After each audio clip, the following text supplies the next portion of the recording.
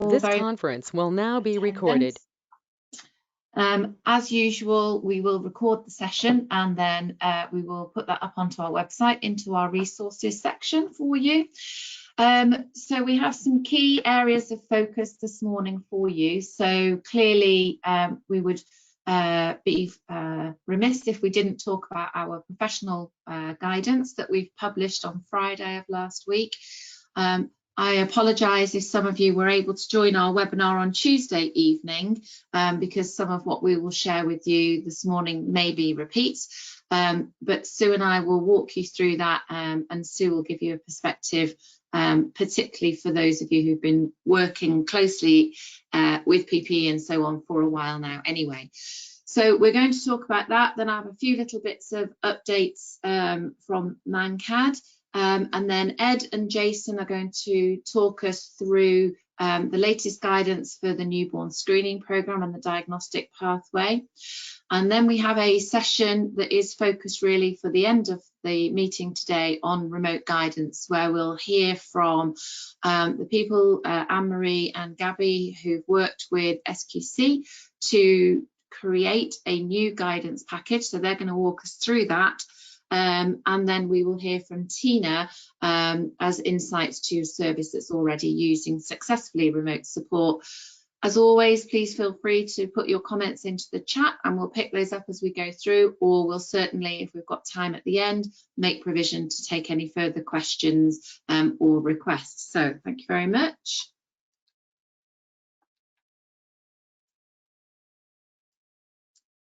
So as I say, we published the new guidance, the Audiology and Otology guidance that was published on Friday. We've made a provision to leave that in place now for the month of May and then review it. Of course, we'll stay close to any government advice that emerges. We held the webinar on Tuesday evening. We had a very large number of delegates. I'm not sure what the final total was. We had a little bit of a panic at one point where we had 666 registered and thought that might be an omen. So hopefully we didn't end up on 666. We are going to publish the recording of that webinar, hopefully later today stroke tomorrow. Appreciate it's bank holiday tomorrow for all of you, but we'd like to make that webinar accessible for you. We were joined on that webinar by Professor Peter Ray, and I'll share a quote from him in a moment, but that was really helpful to give some context from an ENT perspective to the procedures that we do. And from there, we obviously had submitted questions ahead of the webinar and then further questions that came in during the webinar. And what we aim to do, albeit that we feel that the guidance when fully read is a holistic resource for you to use to answer most of your questions, we will pull out all the frequently asked questions and do a more edited version of an FAQ for professionals, and then with the aim also of developing some public guidance that that we will use on our websites as professional bodies, and then obviously people can use it if they need to at a local level. Within the guidance there is the triage flowchart, and that's attached as an appendix as well as within the document. The absolute focus is still to triage, so still to triage the need for people and wherever possible to provide a remote service before making a decision that there is an audiological need where they need to come into clinic. How you make the decision on what is an audiological need is up to your own local service and your own priorities, and so you'll develop your own protocols for that. But as a group, when we were writing the guidance, we decided that audiological need was where somebody's quality of life, ability to communicate or work was being negatively impacted by their current hearing problem, and therefore they had a need that they needed to be able to either see somebody or that could be, in the first preference, supported remotely. We've been able to, and Sue will go into more detail, amend our guidance based on some specific audiological questions that we posed to the Infection Prevention Society, and where the initial guidance was based more on previous knowledge on the SARS coronavirus as opposed to now COVID-19, as more information has become made aware through the research and so on. We asked the Infection Prevention Society for their specific guidance as we pulled this new set together. We also linked in with ENT UK because we wanted to ensure that we had alignment and that we weren't doing anything in a contradictory way to their guidance, and to find out where they were at, given that theirs was published some time ago and that they were due to update as well. So as you can see, we shared drafts with Professor Peter Ray, who's one of the authors and the president of BSO, and we got the comments that are on the screen there back. So that gave us confidence additionally to be able to publish and to go with our guidance. And they are due to update their guidance and hopefully publish it by the end of this week, stroke the early next week. Our guidance is still very cautionary, so it isn't business as usual. We recognise that at the moment, from government level, we still operate in a sustained transmission risk environment. And so therefore, there is a definite requirement to look at optimising distance, minimising contact time and the use of PPE. But I'm going to hand over to Sue now, who's going to just walk us through a little bit more in the guidance. So thanks, Sue.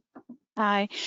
So the thing I wanted to focus on was a couple of things really. One is that whatever we say as a professional body, your organisation's guidance is obviously what you're all following at the moment, and that's absolutely fine. We were seeking very specific guidance really from the Infection Prevention Society because we'd researched and been researching a lot of information around AGPs, and we wanted some specific guidance around the cough reflex. So Professor Jenny Wilson had been looking at the evidence around the AGPs that was published, and had published a document talking about that, which is referenced in our guidance. We've printed her full response in a PDF one so that you can read it properly. On the expert advice on transmission, there's a clearly defined list of procedures and potential generating aerosols of respiratory secretions. The type of procedures that we're taking out, which is essentially causing or possible causing a cough reflex, were not considered to be AGP. We did ask about dribble. I keep deciding that dribble's a better word than saliva, but we did ask specifically about this for our paediatric testing. And the advice we got was that no additional precautions were required for those secretions. They might contain a variety of viruses, including COVID-19, although infection is rare in children. So the same principles will apply, with gloves advised for direct contact. So if you do think you may be dribbled on, gloves are advised, but hand hygiene is perfectly effective for removing contamination as well. Next slide, please. I was just going to ask if everyone could make sure that they're on mute, because we're getting a little bit of interference for you, Sue. Yeah. So it was a piece of guidance that we sought out, and that's why it's slightly in front of where the ENT UK guidance is going to be, which is why it was great to get Professor Ray on the call on Wednesday. Nathan, you've also got your camera on, and we are recording, so you may struggle. We have to remove you. It should be at the bottom if you're on your thing. That's great. Sorry. So we went seeking this guidance now rather than later, because we wanted to make sure that we were at a point where we could offer guidance that said with the right PPE you can restart. But this is about when you're ready, because restart in the health service isn't anything to do with whether you've got PPE or not, although it's part of the conversation. This is about when your services are being told you can restart. And we wanted to get something out there that was evidence-based, that covered these specific audiology procedures. So we're not expecting this to apply back into your ENT department. And that's really important to say, that this was specifically around audiology procedures on fairly routine ears.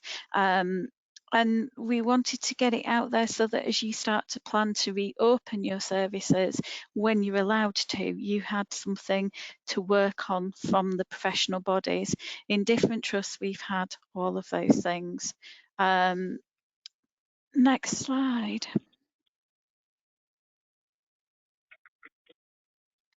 So instead of trying to name every procedure that you do, we went down the route of taking the IPS guidance and working on how close you were to the patient. So the majority of what we ask you to do is actually digital first. So essentially to make sure that you can talk to the patient first, to send lots of information, and to make sure that they really need to come in. At the moment, we're still in a position where we're being told to do essential travel only. That essential travel has always included medical appointments, and that doesn't change at the moment. And we would be classed as an appointment around somebody's health and general well-being. So there was no reason for us to stop services once we have capacity, once we are able to ensure the safety of staff. So essentially, we gave us proximity rather than individual procedures.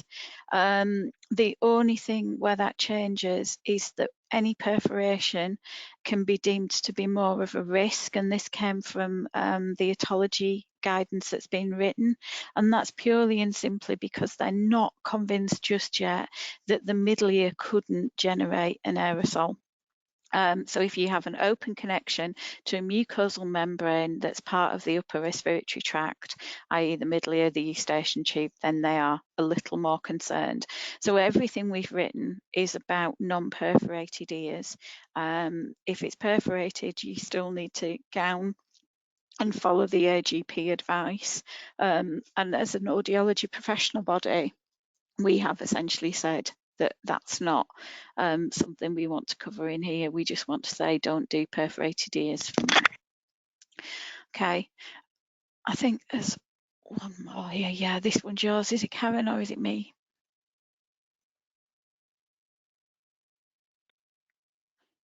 Yeah, so I'm happy.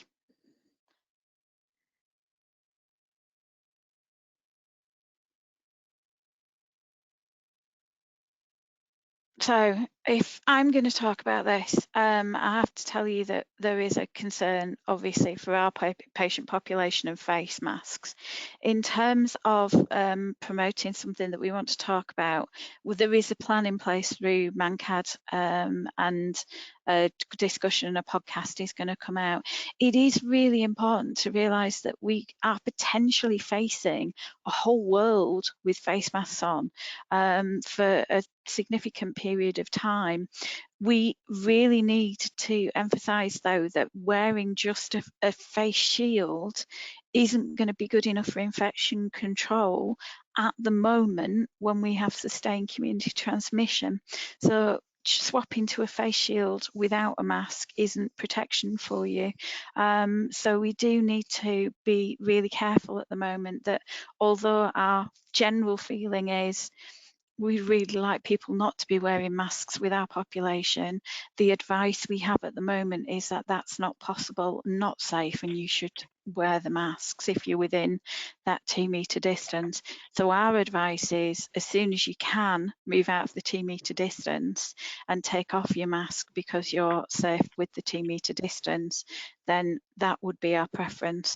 And a lot of our guidance was written with that in mind, that actually go in, do the tasks you have to do, have additional written information, perhaps have a speech to text app that people can read additional information from you to support. But we don't see anything that is CE marked at the moment that's available on the market. And we're also told that at the moment the material's being used in the clear face masks fog up, so they're not very good for lip reading anyway. So we are still struggling to find anything that is CE marked that is a clear face mask and that also works. Okay, so thanks very much, Sue. So yes, as you can see, obviously Kevin Monroe is quite passionate about this subject and has published some work on this that you can see up here in the conversation. Also, his colleague Michael Stone has been doing some work on the impact on frequency response when you're wearing a face mask, as we would expect that to happen. So there is a request from Kevin, who's not been able to join us today, that if anybody would like to share in any of the work that they're doing, that they can email him directly. So they're trying to do a survey on the views about wearing masks, developing some tools, and there are some feasibility studies that are looking at in terms of supporting remote access. So any of that, please feel free to email Kevin Monroe directly. And also, we are going to work with ManCAD in terms of jointly looking at a journal club and podcast. We've got the first one being hosted by Kevin on the 15th of May. And so email Gabrielle Saunders, but we'll promote more information about that as the link becomes available.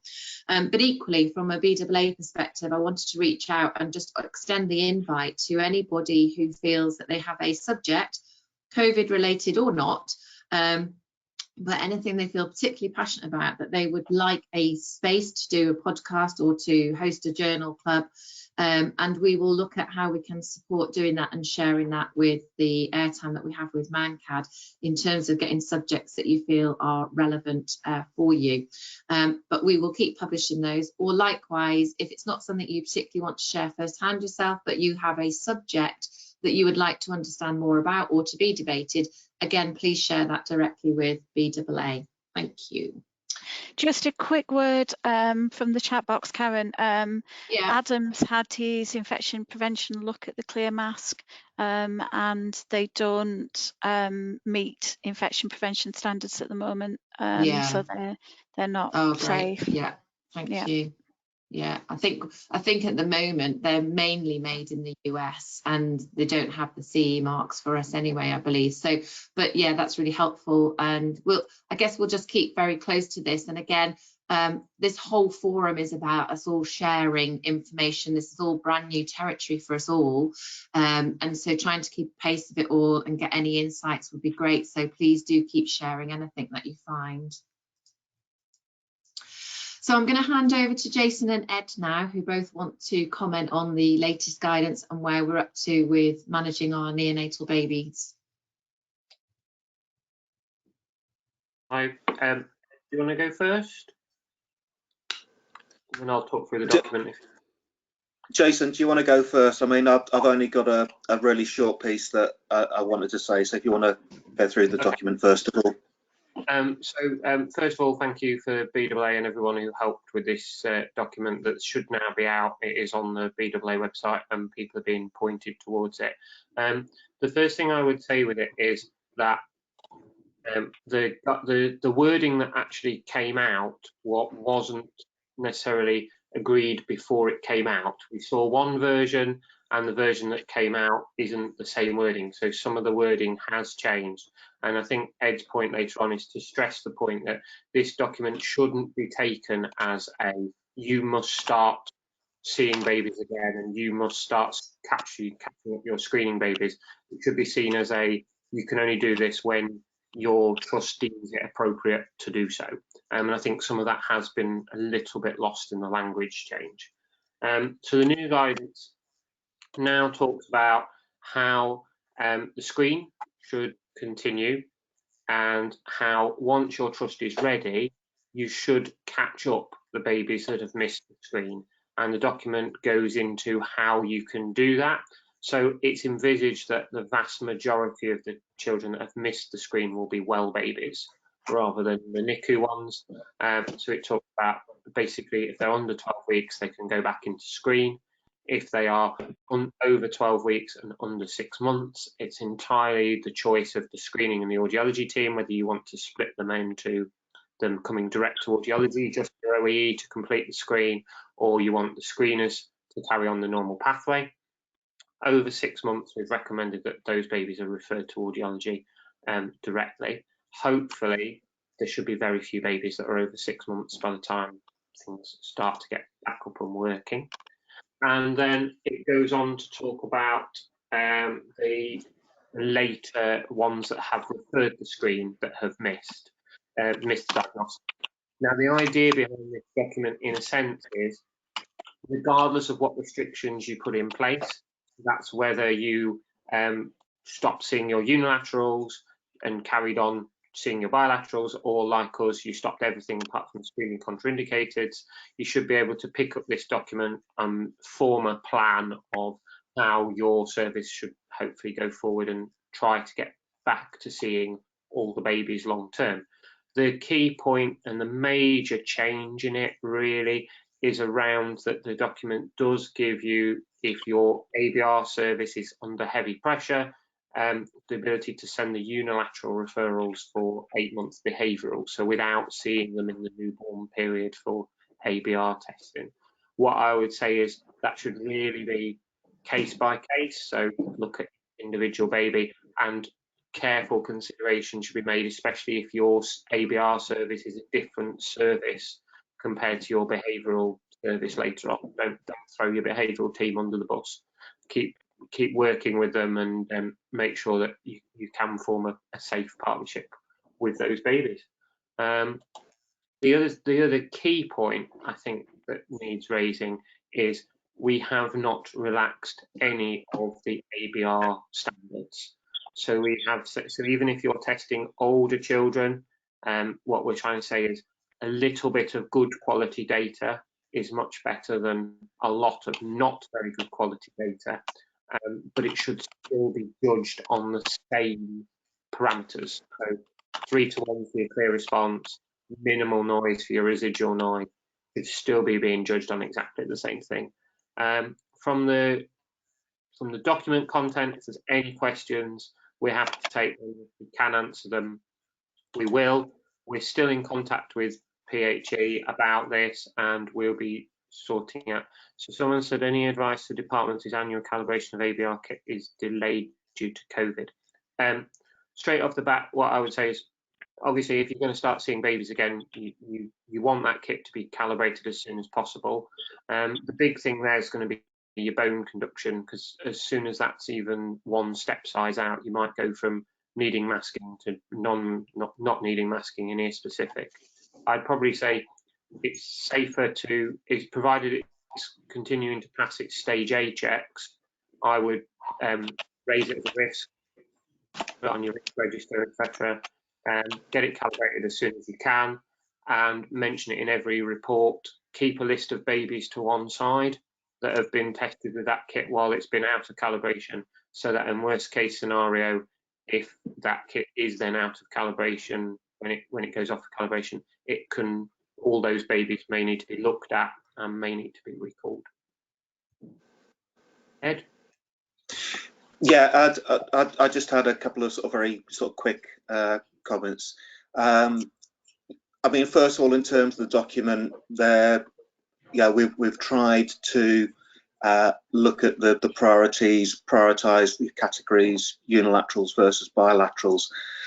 One of the things in the document is that in the PHE version that came out, is they still have the view that if there is a unilateral screen referral, you still cannot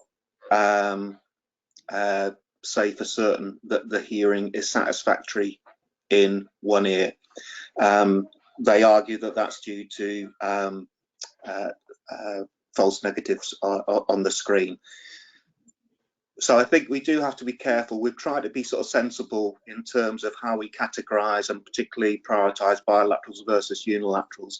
But obviously, I think we need to be cognizant that there is still this view that, you know, we might think that unilaterals are less important than bilaterals, but actually PHE in the document kind of says you can't assume you've demonstrated satisfactory in hearing in one ear just purely based on the fact that it's a unilateral screen referral. So I think we do need to be careful about that. The two main points are really what Jason has said already, and just to amplify it. The wording of the document has changed, and the emphasis has changed from the drafts that we saw as an advisory group.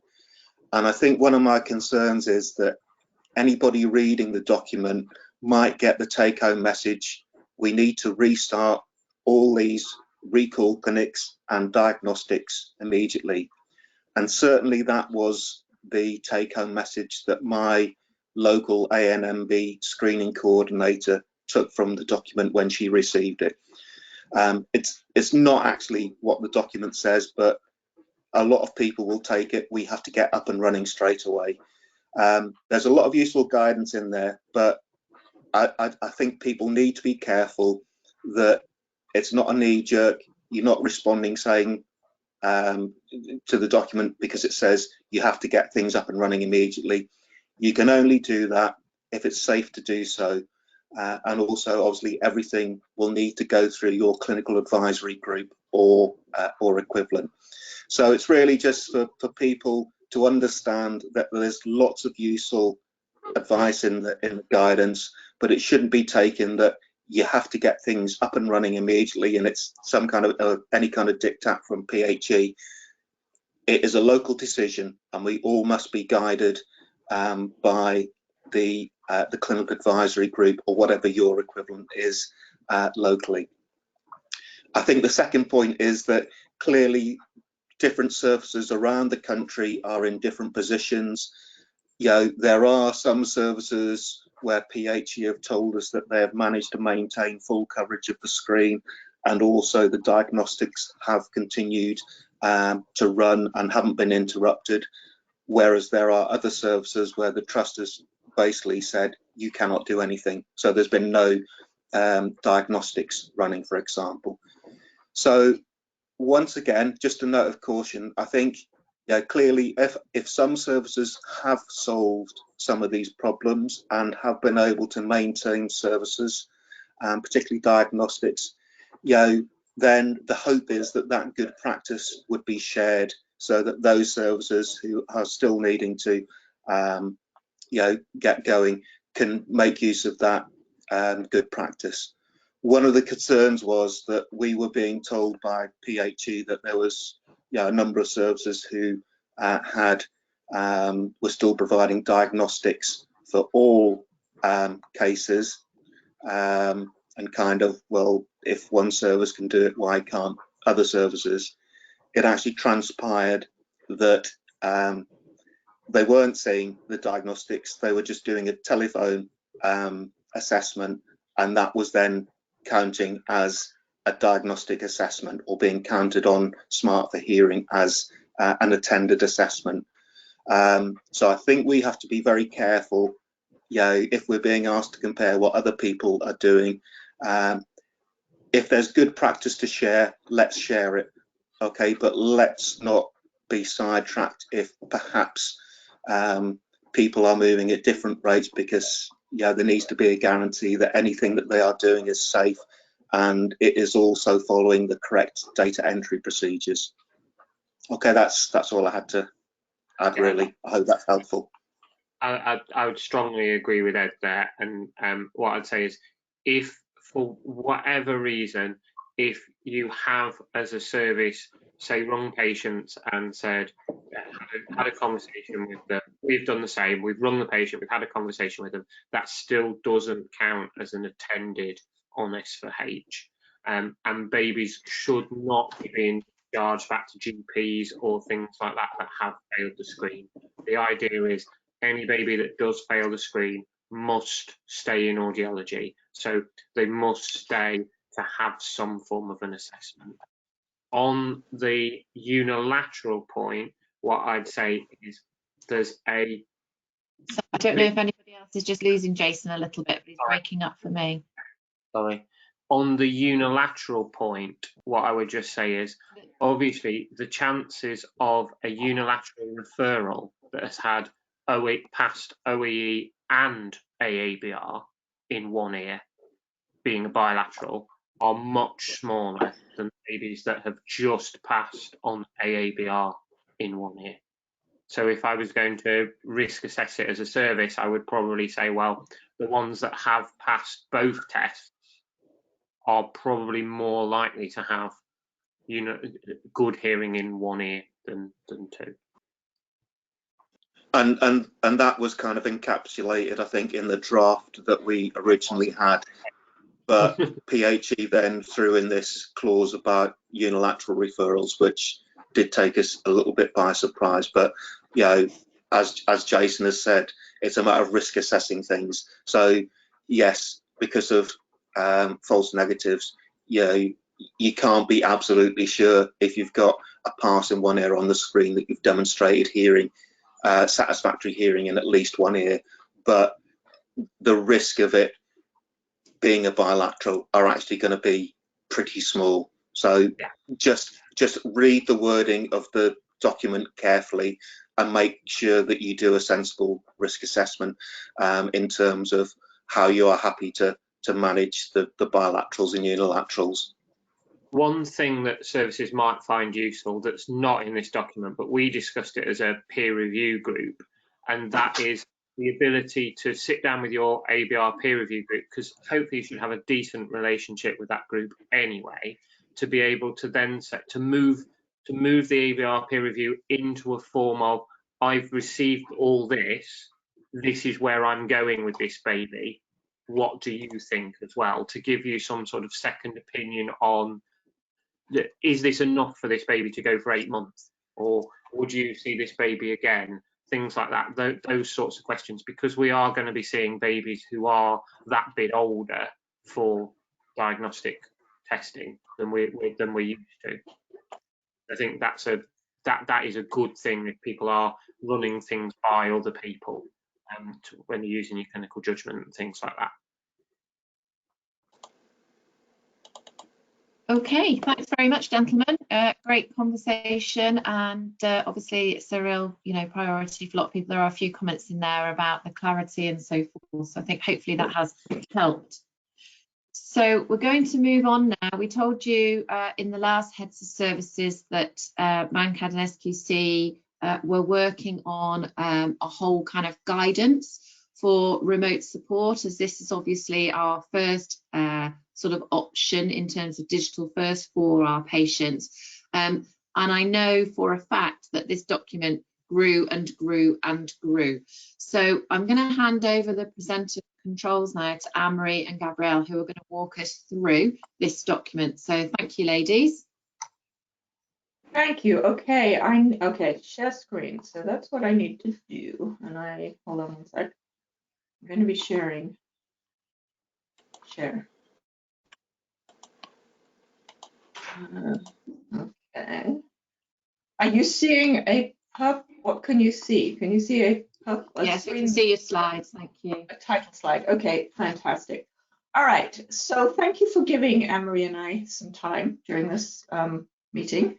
We will limit our time to what's been allotted. And what we're going to be talking about then, as you just said, this guide that we've been putting together for providing teleaudiology, whatever you want to call it, during the current crisis. But we hope that it will actually have application going beyond. Just a very brief overview. I'm sure you know Anne-Marie. I'm sure you don't know who I am. I am Gabrielle, or Gabby Saunders. I started off in the UK. I did my PhD, and then I went to America for a postdoc, but only left there recently when I joined ManCAD. And I've done some teleaudiology from a research perspective, which is why I sort of volunteered to get involved in this. Okay, so now I need one slide to move on. Okay, so I'm just going to give you a very brief overview of what has been going on in the last couple of weeks. Basically then, we've been trying to put together it started as a document with an overview of providing remote audiological care, and is that Karen who was just speaking? Karen just said it grew and grew and grew, and so what we've now done is we've broken it up into a variety of different documents, and I'm going to talk about them in a second. It's been a big sort of rapid effort between some of us at ManCAD, members of this QC committee of BAA, and also some people who are affiliated with various NHS trusts, and the names are on that screen. Thank you to everybody who's taken part. So what have we come up with all these documents? Well, basically we've got 6 short, we think short, succinct documents, certainly as short and succinct as we could make them. And what we expect is that people can use them either independently or in combination. And these are sort of the titles of the documents, and I I know they were released last night. I'm assuming none of you have actually had a chance to look at them. So I'm just going to very briefly tell you kind of what their content is, so you know before you open it what you might expect. So first of all, we've got this one that's the background and evidence, and essentially it's a review of the literature pertaining to teleaudiology. Now, teleaudiology is a huge field, so what we did was limit it to procedures that could potentially be done now, where we have a patient in their own home and an audiologist somewhere else. And so the stuff that's covered are some of the online testing and apps that the patient could do alone, or something that the provider could do through a video call, etc. There's an awful lot out there about teleaudiology where you also have a technician who is with the patient, and because we can't do that right now, that is not in that review. Now, it's not necessary to read that review before you begin. But it's a kind of document that as you begin to do things remotely, you might want to look at the document and say, well, you know, what is the evidence that supports my ever doing this? You know, have people done this and evaluated it and proven it to be effective? So it's possibly something you'll refer back to down the line. But if you want an overview, I think it's a fairly broad overview of what your options are from a research perspective. The second document is a very practical guide to remote care, and it sort of focuses mostly on audiological remote care tips. So it talks about how we can enhance accessibility with the various captioning options that are out there, how you could link in a translator if you have a patient whose language is not English. Talks about how you might want to go about making decisions about risk and assessing risk. There's a measuring outcome, and I'm talking a bit more about that later, so I won't say anything more now, referring to confidentiality and consent, and also there's a lot of links to all the NHS guidance as it stands for remote care. I suggest you look at this before you begin, when you want to kind of get an overview of, well, what is possible, what is legal, what might I, you know, have in terms of general questions. Third document is a very practical 2 printable checklists.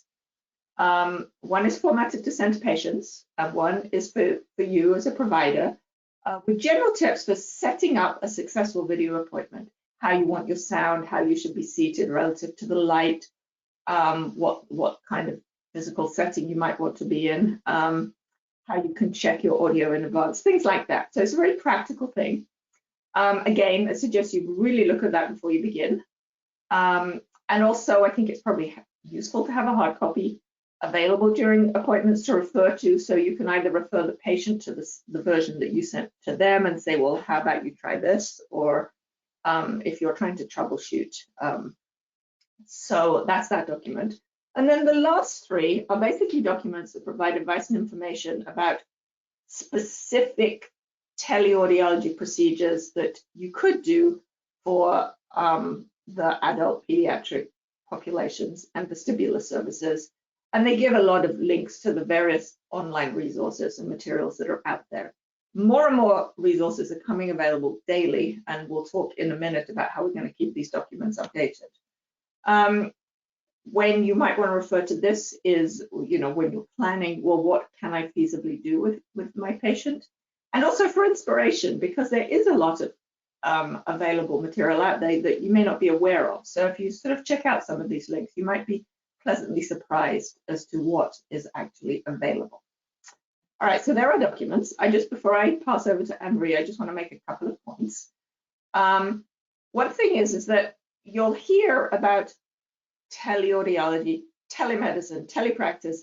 For the most part, people use these terms interchangeably. So don't get sort of freaked out when you think, oh, this is telepractice or telemedicine. They seem to be used independently. And we, in our documents, refer to teleaudiology and remote care, just so you're sort of got a heads up there. Another couple of key points are, this is the definition of telehealth. It's the use of communication technologies to provide and support healthcare at a distance. So the first point I want to make is that telehealth, teleaudiology, whatever you like, is not a separate medical or clinical specialty. It's simply an adaptation of how healthcare is delivered. And if you think about it, in many ways, we've been using teleaudiology ever since the telephone was invented and we started making appointments by telephone. And nobody goes out there and says, well, does that work? Because we know it works. So we don't really sort of have to reprove the concept of remote care. It does work if it's done appropriately, which brings me on to my next point, and that is that when you're providing telehealth, whatever you want to call it, the health outcomes you expect, they should be as good or even exceed those that you achieve with your face-to-face care. So you shouldn't go into this and say, well, if I fine-tune my patient's hearing aid remotely, I don't expect it to be as good as if I were to see them in person. It should and needs to be equivalent to what you ultimately what you would be able to do in the clinic. And it's totally possible to do that. I can also think of scenarios where it could exceed it, but I don't think I have time to go into that. But anyway, so you want to ensure that the care you're providing is as good as it would be with face-to-face care. But the other bonus potentially is that the kind of consumer-related outcomes, things about the patient satisfaction, their access, the cost to them in terms of time and money, may actually be superior to the outcomes you get with face-to-face care. And that's just something to think about as, you know, what the positives of this down the line could all be. Okay, so they're my key points, and I'm going to move on to Anne-Marie, who I assume... Yeah, I'm here, thanks. Yeah, can you hear me, Gabby? Yep. Yeah, brilliant. So I'm going to talk a little bit about decision making and about pathways. In the guidance, in the remote guidance that we've released, we haven't made it specific purposefully because there's so many different situations and the way clinical services work are so different. We've kept it very broad, but hopefully when we do webinars and as we update the guidance, we might be able to add more specifics in there about how these tools can be used. So I'm really glad the guidance has come out now because it coincides with the joint working guidance that was released last week. So this decision that we have to make about whether we're going to provide care remotely or whether they're going to be brought into clinic, and really we're just given this phrase: is contact support suitable? And it's actually determining what suitable means, because that can be from a clinical perspective, but also from the patient perspective. And there's different ways we can do the pathway. It could be an entirely clinical pathway, it could be a combination pathway, or it could be an entirely remote pathway. So we move on now, Gabby. And I'm just going to talk about the different kind of decision-making process in that. So we've kind of identified these 5 areas that require consideration before bringing a patient in for an appointment. And these areas can be quite easily categorised, whether somebody's very high risk or high risk from COVID, whether somebody's got digital proficiency that they can attend an appointment remotely, or they could if they were to get support, so they've got the right equipment, or whether they don't have the right equipment, so that isn't an option for them. So all of these here can be documented, and it's a decision making process. It's going to need constant reevaluation over time, and kind of, if it's clearly documented, it also means that it's very easy for staff to understand the decision-making process, and it's very easy to audit that decision-making process as well, to make sure there's a consistent approach to when patients are brought into the service and when care is offered remotely. And we've kind of addressed some of these within the guidance. So we've put some risk assessments in there, the risk of adjusting or delaying procedures, particularly if people can't self-report their sort of pain, or if there's changes in their hearing, then that's something that needs consideration because it alters it. The opinion of the patient, the view of the patient is very important, but they do need to have an informed choice. So they need all the information about what will happen if they come in versus what will happen if their care is delivered remotely, so that they can then make a shared decision about which one they want to proceed with. So I'm going to talk through a few pathways now. So I've kind of gone for each of the 3 pathways, and we've been doing clinical pathways. We've had to for urgent cases, but now it's likely we might do more clinical pathways because there might be evidence of red flags when we triage that actually we really need to do otoscopy, we need to do a PTA, we need to see what's changed. And it's likely that we're going to have to work closely with ENT, vestibular tinnitus specialists to actually make that decision. Are we going to bring them in? Do they need to go and see ENT if it's discharged? Do they need to go to A&E if it's discharged? what do we do about a vestibular problem? Not all vestibular problems will need for them to come in initially, and that care might also start remotely. So it's kind of making links with these other areas of the service provision as well, to make sure there's a kind of a consistent approach to when we bring somebody in. Again, patients that can't self-report whether they've got red flags are probably more likely to have to come in, because we're going to have to check. Otherwise, it's a much higher risk by delaying that procedure. And I've put one of the tools down that we talked about here, the CEDRA tool, which is a really useful way to go alongside a history taking to really kind of support that as evidence about whether there is any ear disease there or not. So if we move on to the next pathway. So the next pathway is the combination pathway, which is a bit more tricky, and there's many different variations that could potentially happen with this pathway. But many of the patients that we see, the adult patients, are going to be in the high risk category simply because of their age, but they could well have other health conditions as well. And this could apply to new patients, reassessment, adults that enter via repairs because they're having problems. And initially, again, it would be the triage and to see if it's urgent, and then we could potentially do an assessment of their needs. So actually, there's lots of different tools and apps that can support us all the way along. So if you click forward one, Gabby. And we've tried to talk about these and say why they can support patients, whether it's support with actually the process of using remote technology, whether it's support with assessing their needs and identifying different strategies we could use that might not be a hearing aid. It might not be that they need a hearing aid, they just need support in other ways. But if we do identify significant problems affecting the quality of life, then we will have to bring them in. And that's where the appointment could be one short test session where they have the testing, they have an impression if they need it, and then the rest of their provision returns to being remote. And then if you click forward one again, so having remote programmable hearing aids is going to make this pathway much more effective, because it's going to give us much more control of the hearing aids at the point of the fitting and follow-up. It doesn't mean for patients that are at very high risk that we can't use postal where we post out the decide the settings and we post them out, and I've talked about that within this document as well. But we've also talked about how to set up remote repairs, and we've had some help from Adam Beckman about how to get that set up within the clinical environment.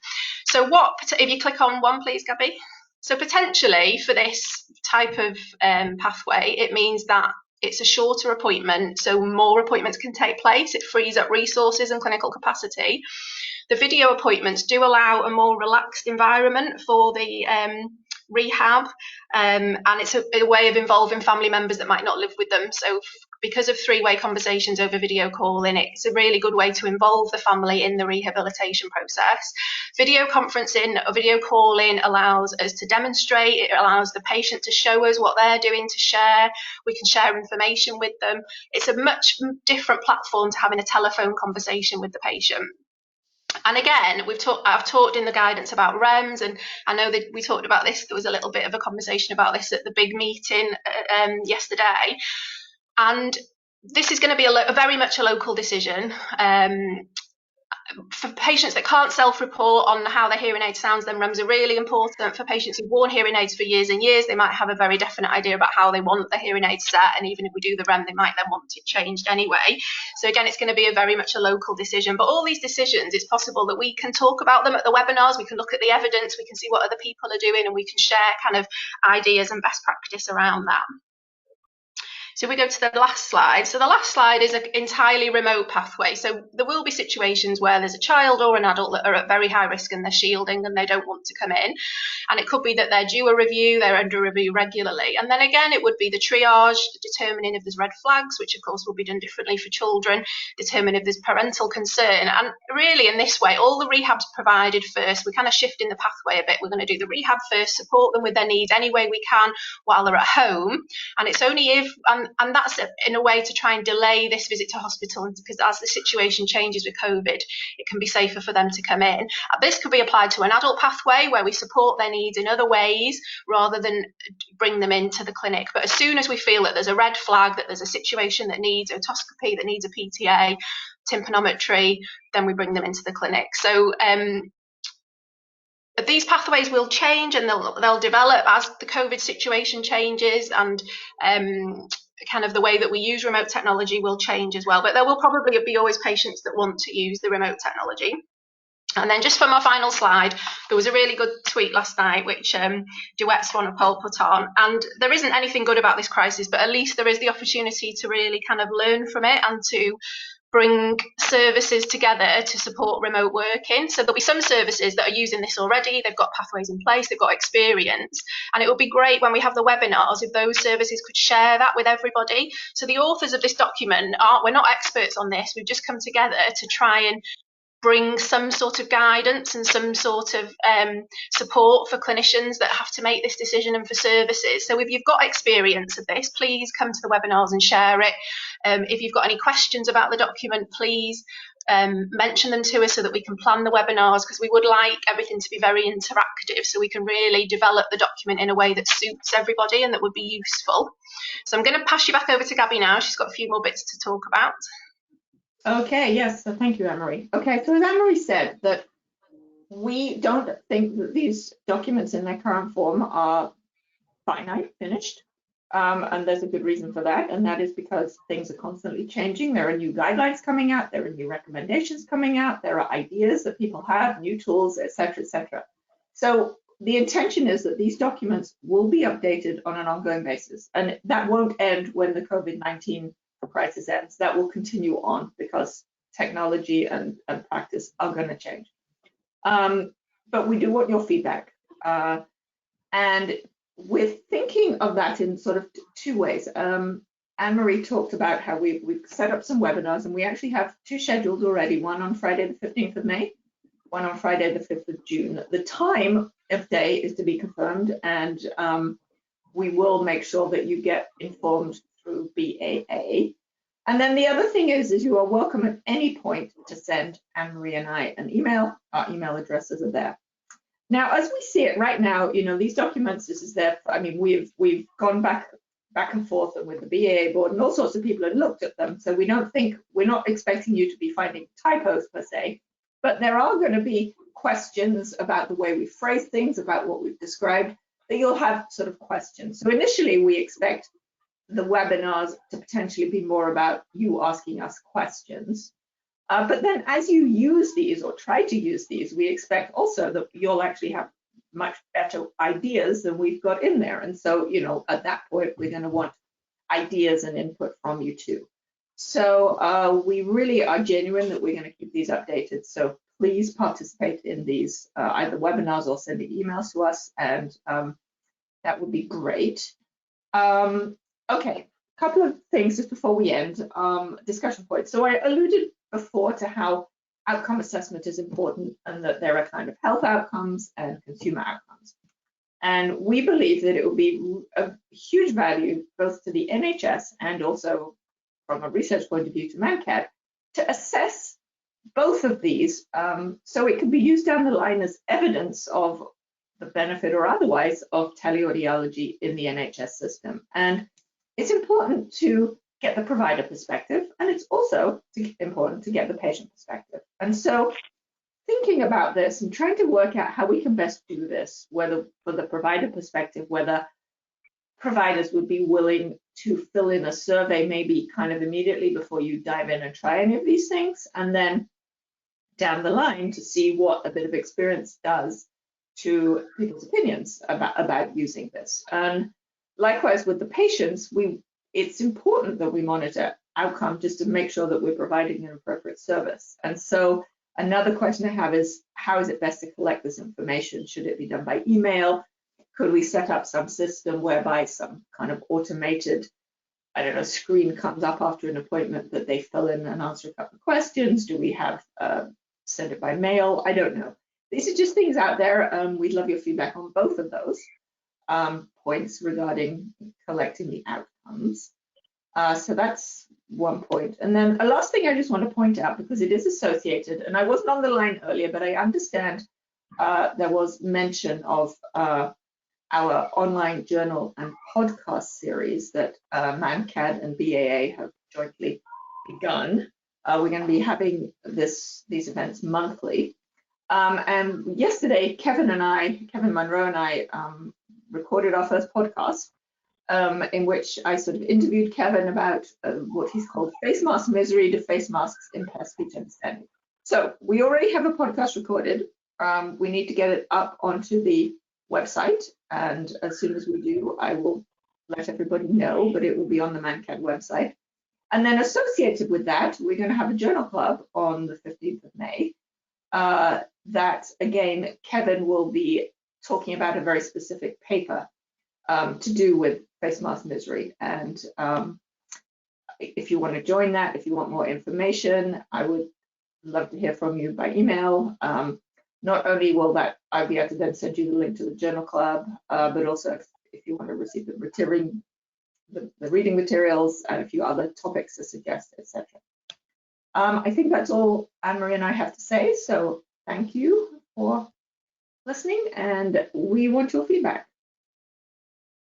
So thank you very much, ladies. I can see lots of chat and comments. I think you've definitely inspired and given lots of food for thought.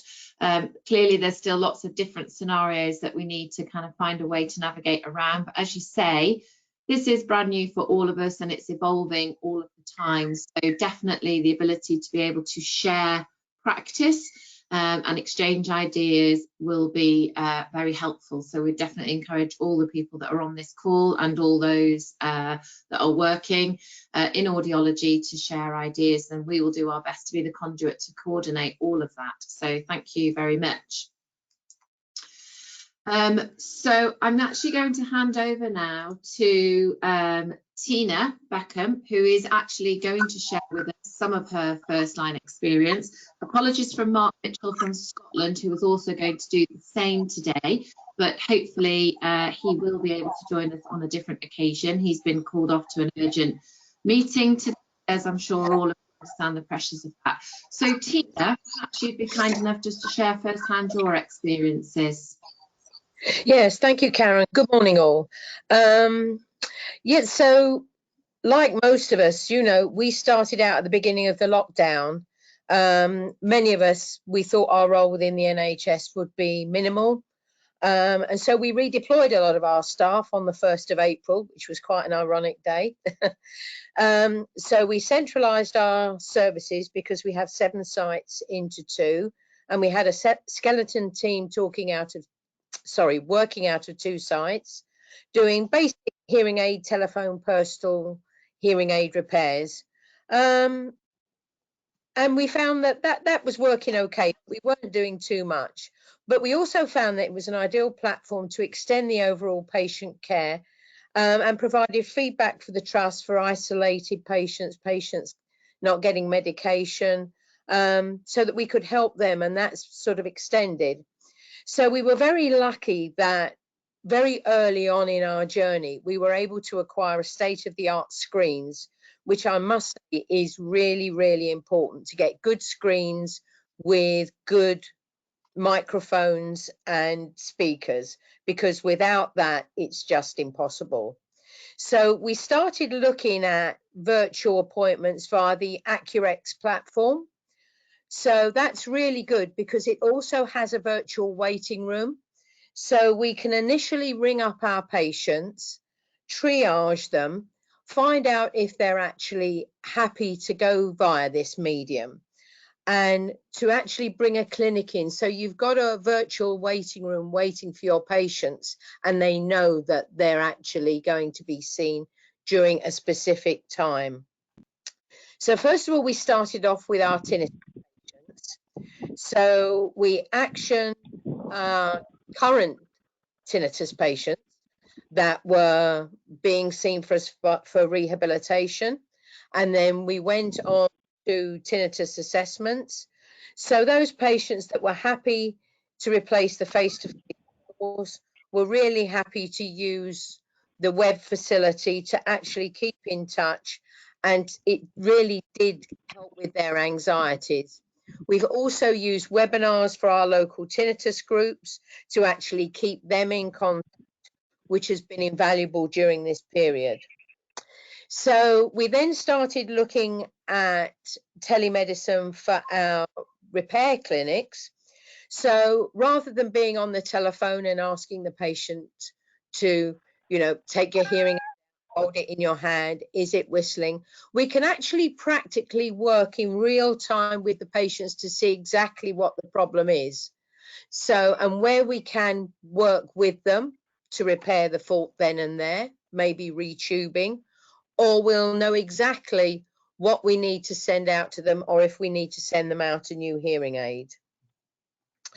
We then moved on to the next phase, which was expanding our questionnaire service, if you like. So we were carrying out pre-balanced questionnaires that would normally be done in the clinic. This would also, again, allow us to talk to patients, our BPPV patients, going through those. Also, our ENT patients that had been referred to us during lockdown and pre-lockdown that we hadn't actually managed to contact yet, that had been required to have hearing aids. We sort of triaged them over the phone. So any patients that had PTAs, we were in a far better position to help them out, or if we had a drawer full of molds that were just sitting there waiting for us to get back to work. So we were very lucky that our deputy, who has been shielding at home, did a significant amount of work in looking at how we can provide a pathway for patients that perhaps have molds that are sitting in the drawer, or patients that have had PTAs and were ready for open fits. So we created a pathway and we contacted the patients. We re-triaged them on the phone to see if they had a tablet or if they had a smartphone, and see if they were actually happy to carry on the process. And a significant amount were surprisingly open to this process, which was absolutely fantastic. So after the triage, we would then click and fit, if you like, program the hearing aid off. We would send it out and we would virtually fit in real time. So as far as the telemedicine was concerned, that is limited at the moment because we have Savantos. So we can only really use via Bluetooth the power reduction, speech clarity to sharpen and soften the gain. So it is still very limited, but we are looking forward to getting the next upgrade where we can actually do more. So moving on from that, obviously we can now go and do follow-ups. So we found that those patients that we fitted, so we've been fitting patients since the 22nd of April, we found that the follow-up period is far shorter, so that we can have the time to actually see them and talk them through the process in a lot more detail face to face. So what we found is that it's been invaluable for our patients that are vulnerable. We can ease their anxieties. Our tinnitus patients, I cannot even begin to tell you some of the compliments that have been coming in about keeping in contact. So that's been absolutely fantastic. So in a nutshell, the benefits are, if the patient has access to a smartphone or tablet, it is definitely the way to go for a specific cohort of patients at the moment. However, what we have found that with patients using smartphones, lip reading is very, very difficult. However, those with a tablet, we can actually remote access their family. So we can actually have them in on the appointment as well. So it doesn't have to be just you and the patient. We can access a remote family member, which has been absolutely invaluable. So working with the patients in real time has been really good. Having the extra contact rather than just the telephone, absolutely great. Hearing aids that would have sat in the drawer for months, for how long we don't know. Also being able to tell the patient, we don't know when we're going to reopen, we don't know when we're going to call you back. We now have the option that patients have actually called us back that have said, my son or my daughter or my family member has talked me through how to use the tablet. I've downloaded what I needed to download. Can we now can we now move forward with the appointment? So the patients, please don't underestimate your patients. Giving this patient the option, they might go away and say no, but they do come back and go, well, actually, I've had a think about it. Maybe I'd like to give it a try.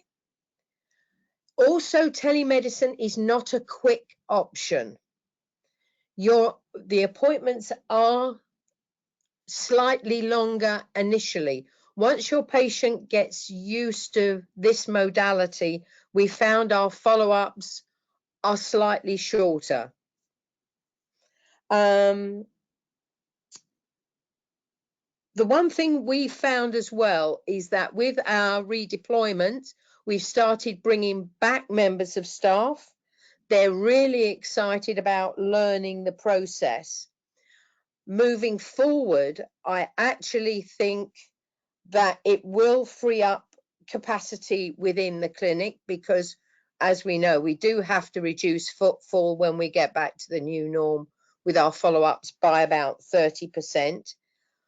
We're certainly looking at dual clinics where if we have a site where we have 2 rooms, one may be seeing face-to-face, one may be seeing virtual clinics.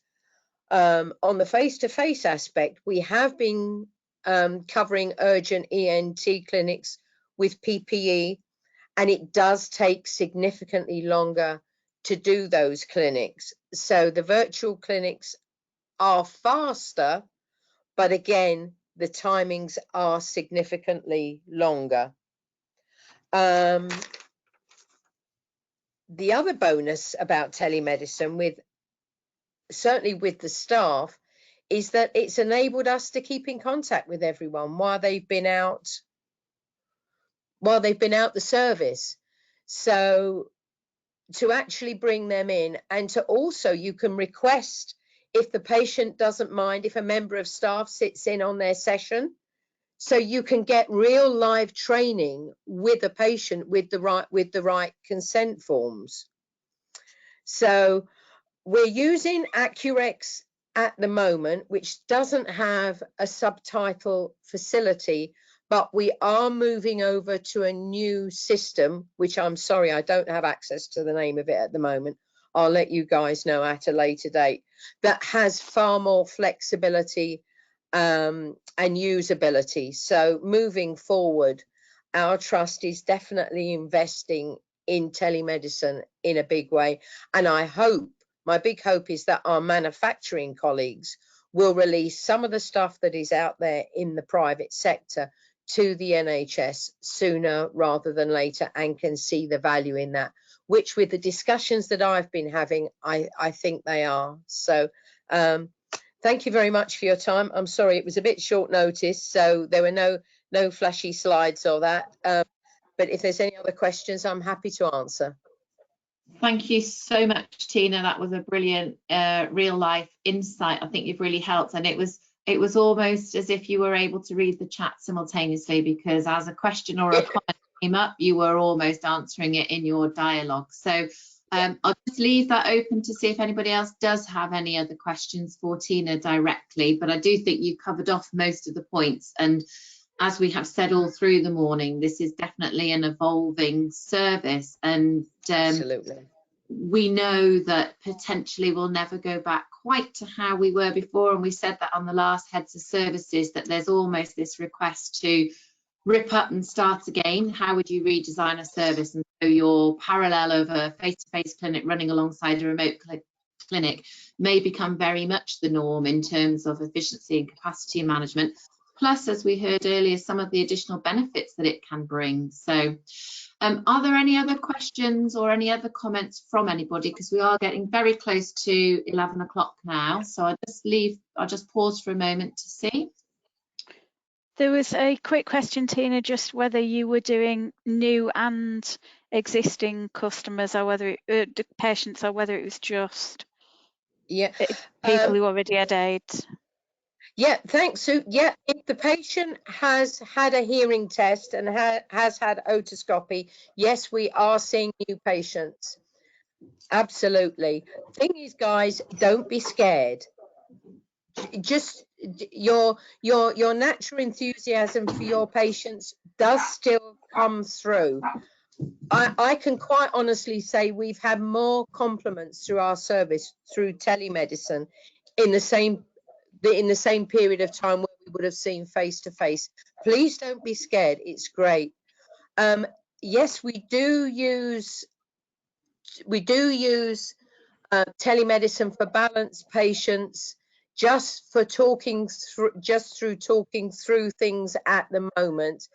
Obviously, we haven't done anything as far as Hawthorne Cooksey or any balanced rehab, because of there's risk. That will all have to be risk assessed. We don't want patients falling over in their lounge and hitting their head, but we can give certainly for like 3P balanced patients, we can carry out the CBT on and give general advice to balanced patients. And also we keep in contact with our balanced patients, those that are ready to come in for testing, but it's on hold. So we're keeping in close contact with them and monitoring their symptoms. And if they need to come back to ENT, we will escalate them.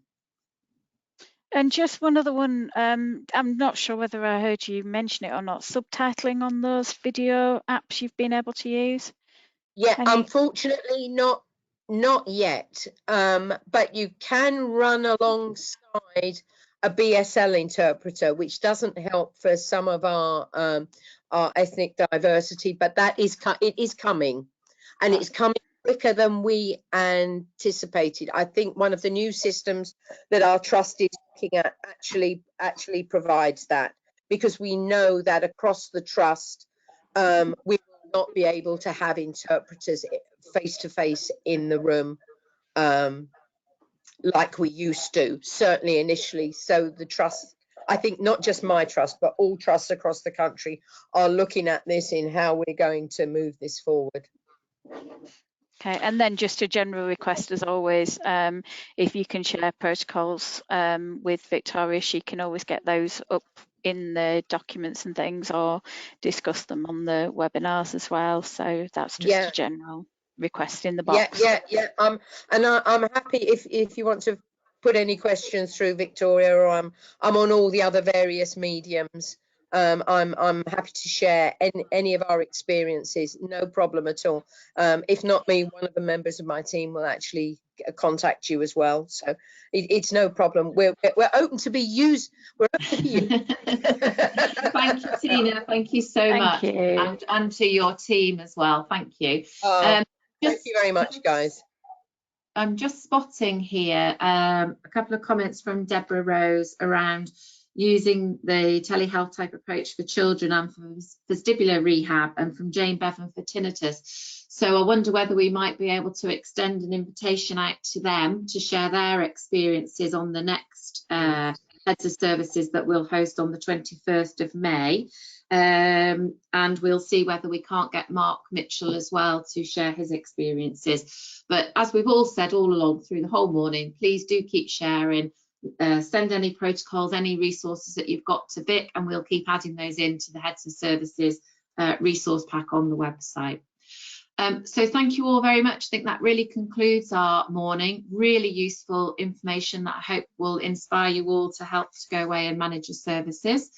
So we'll call the webinar to a close there, and board as usual will just stay on for a few moments. Thank you all very much.